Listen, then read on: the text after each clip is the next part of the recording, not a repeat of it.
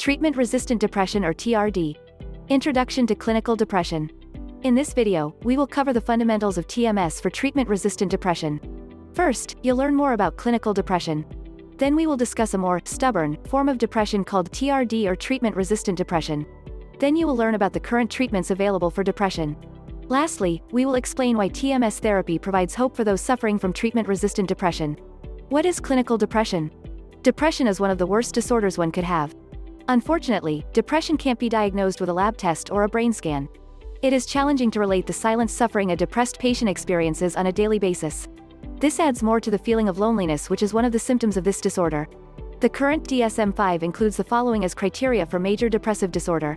Depressed mood most of the day, nearly every day. Markedly diminished interest or pleasure in all, or almost all, activities most of the day, nearly every day. Significant weight loss when not dieting or weight gain, or decrease or increase in appetite nearly every day. Decreased sleep or excessive sleep. A slowing down of thought and a reduction of physical movement, observable by others, not merely subjective feelings of restlessness or being slowed down. Fatigue or loss of energy nearly every day. Feelings of worthlessness or excessive or inappropriate guilt nearly every day. Diminished ability to think or concentrate, or indecisiveness, nearly every day.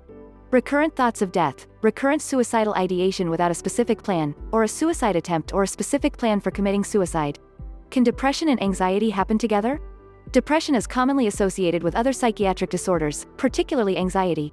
This warranted a subtype or a specifier of depression referred to as major depressive disorder with anxious distress features. The severity of depression. The severity of depression is broken down into mild, moderate, and severe. These quantifiers depend largely on the severity of symptoms and the functional impairment caused by depression. Functional impairment can be on one's social life, relationships, family, or productivity, school, work. How serious is depression? Contrary to general belief, depression has a significant impact on public health. According to the World Health Organization, depression is the #1 cause of disability in the world. Globally, more than 264 million people of all ages suffer from depression. Close to 800,000 people die due to suicide every year. Suicide is the second leading cause of death in 15 to 29-year-olds. Not only depression is a leading cause of disability worldwide, but also it is a major contributor to the overall global burden of disease. There are interrelationships between depression and physical health. For example, cardiovascular disease can lead to depression, and depression can lead to worse outcomes of heart disease. The same can be said about diabetes, stroke, hypertension, etc. Is there a depression test? Many depression tests have been developed over the years. The most commonly used are PHQ-9, MADRS, and HAM-D. Some of these tests are used for screening and some for follow-up. Such tests are necessary to evaluate patients who could be candidates for TMS therapy. How to treat depression? Mild depression is treated with psychotherapy or what is commonly referred to as talk therapy. Examples of effective psychotherapies include cognitive behavioral therapy, CBT, interpersonal therapy, IPT, mindfulness-based cognitive therapy, MBCT, and acceptance and commitment therapy for depression, ACTD. Moderate to severe depression requires to be treated with psychotherapy as above in addition to medication antidepressants. Common antidepressants from the class of selective serotonin reuptake inhibitors or SSRIs are the first-line treatment. This includes medications like Celexa, Lexapro, Paxil, Prozac, Zoloft. Other classes of medications include serotonin and norepinephrine reuptake inhibitors or SNRIs like Effexor, Pristiq, and Cymbalta.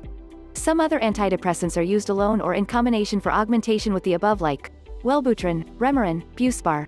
Also, we use mood stabilizers and antipsychotics for the reason of augmentation in some cases of severe depression like Seroquel or Abilify. What are the side effects of antidepressant drugs? The list is too long and some side effects are more common in a particular antidepressant than others.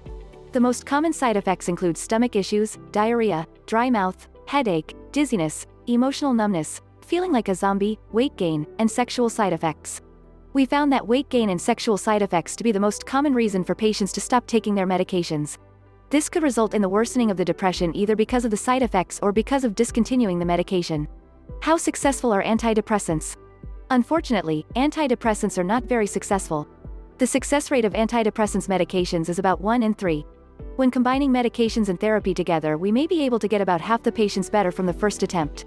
What happens to those who don't respond to the first attempt of antidepressants?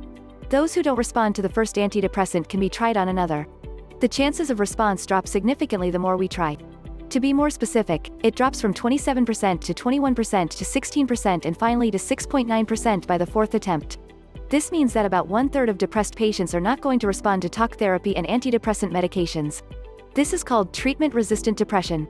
What is treatment-resistant depression or TRD?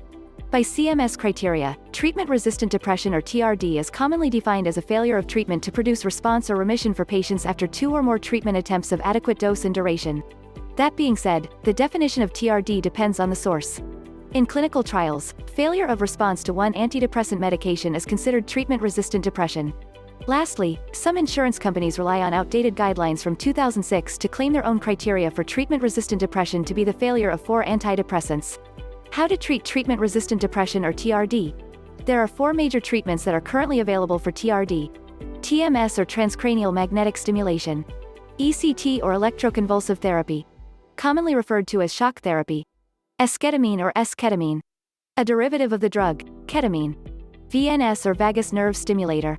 TMS is the safest option out of the 4 treatment options for TRD or treatment-resistant depression.